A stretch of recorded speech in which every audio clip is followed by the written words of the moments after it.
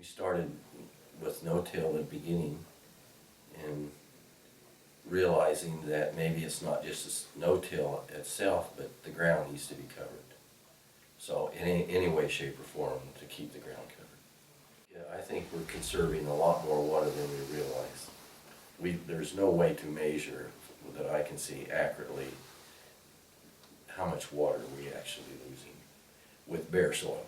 We lose a lot of our moisture just from evaporation, and so having the residue of any sort, whether it's a living plant or actually dead residue, is protecting that from the wind, it's protecting that from the heat units, and it's shading the ground, which is also keeping it cooler. And that saves the moisture from evaporation. The other thing is when you do have rainfall, having it covered is going to slow down the runoff, and it'll slow down the actual physical impact of that raindrop. And by doing that, you can start to increase the infiltration.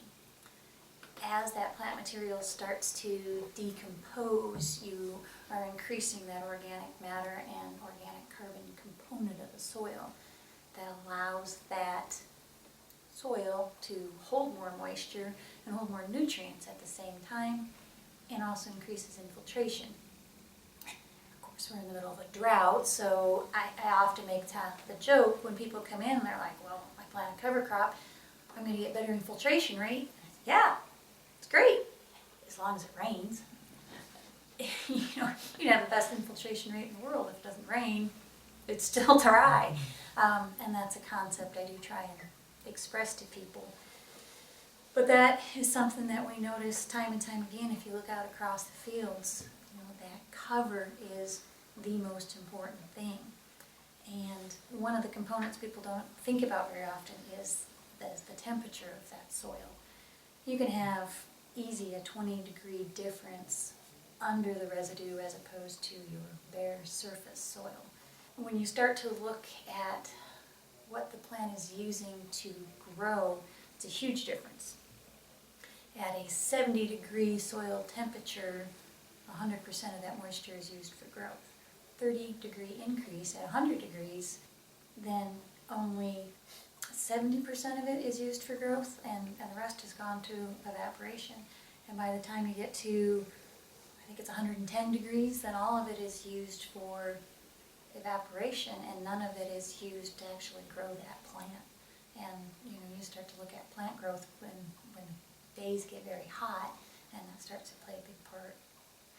When you've got cover out there, your weeds are not near as aggressive, I'll put it that way, that they're not as aggressive and stuff, so you don't have to use as many chemicals to control your weeds. And also your cover crops recycle your nitrogen and phosphorus and other fertilizers, you know, helps recycle it. So that cuts down on energy too, because it takes a lot of energy to make fertilizer, apply fertilizer. Well, the longer we're into it, well, our fertilizer costs are going down and still getting the same yields.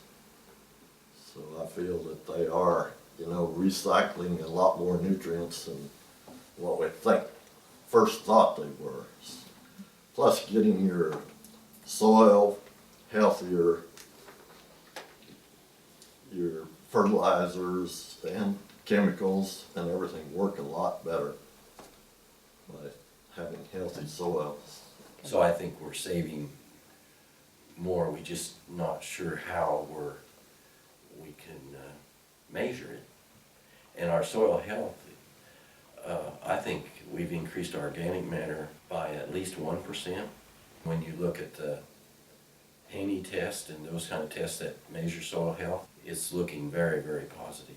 A lot of what the message is as far as, you know, health of the soil is always talking about the future, and because we think about the future, there's hope in that. You know, the person that is just status quo and they're only worried about that crop, that yield, that bottom line that year, they don't necessarily look that far ahead, and they're not worried about who's gonna take the farm over, and it's a very short-sighted view when you start to look long-term at it as a whole instead of a piece, and start to take the community into effect, and your family and your lifestyle. It changes the mindset, and anything that you can do that's going to make improvements in the future and build and make things better is hopeful. And I think part of what makes this group work and what makes soil health so interesting is it does have a message of hope to it.